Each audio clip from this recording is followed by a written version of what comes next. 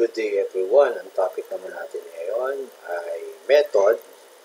Then gagamit tayo ng return na keyword.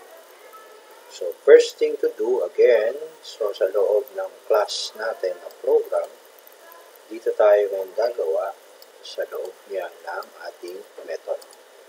So here, we're going to type now, ganun pa rin, static. Ngayon class, mawawala na yung keyword na void kasi meron tayong return value. Okay? Gagamit tayo ng keyword na return, kaya ngayon mawawala na yung keyword na void. So ang gagawin natin ngayon, static. Then we're going to have here our data type, so integer.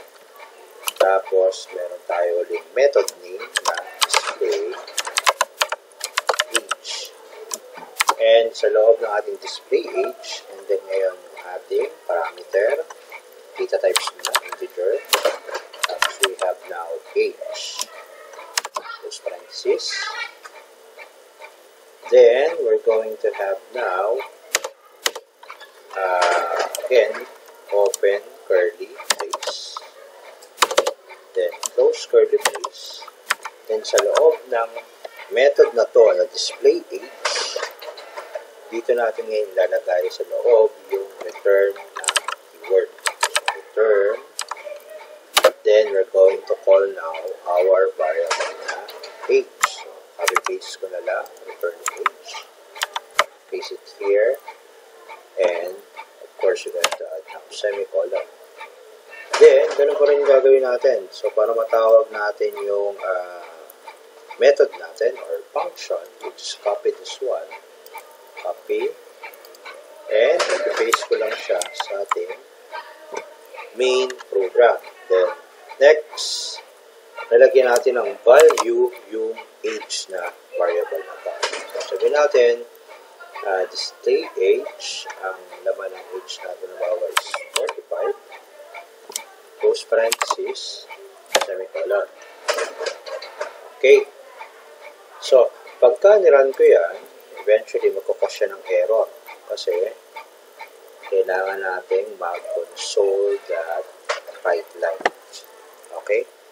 So, maglalagay tayo ng console.writeLine sa ating method. So, as you may notice, wala tayong output kaya I have to type now console.writeLine. Excuse me. Console.writeLine. Then we're going to close parenthesis and finally close parenthesis. Okay, so ganyan lang yung syntax natin para ma-display natin yung age. And we're going to run the program, sorry.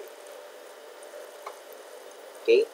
So, meron tayong output na 45. So, the question is, paano natin ngayon lalagyan ng message na your age is? So, ang gagawin lang natin is setup console.writeLine.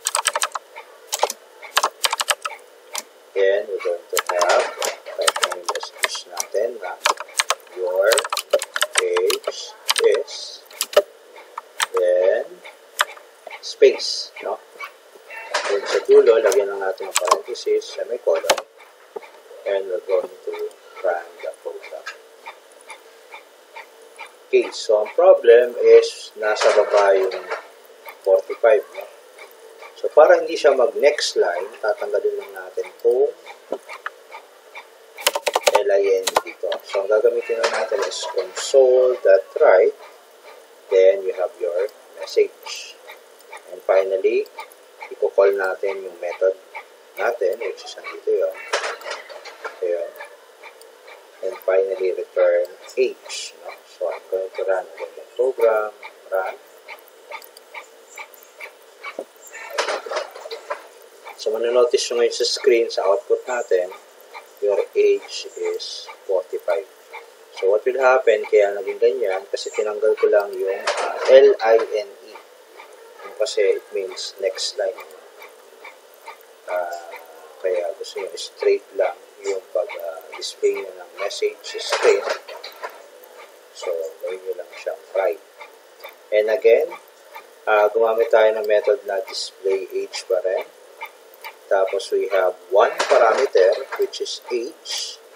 Yun, meron tayong return keyword na ginamit. So, nung gumamit tayo ng return keyword, nawala yung void na keyword dito sa pag-display natin ng method natin. So, tinanggal natin yung void kasi nga, bakit nawala yung void?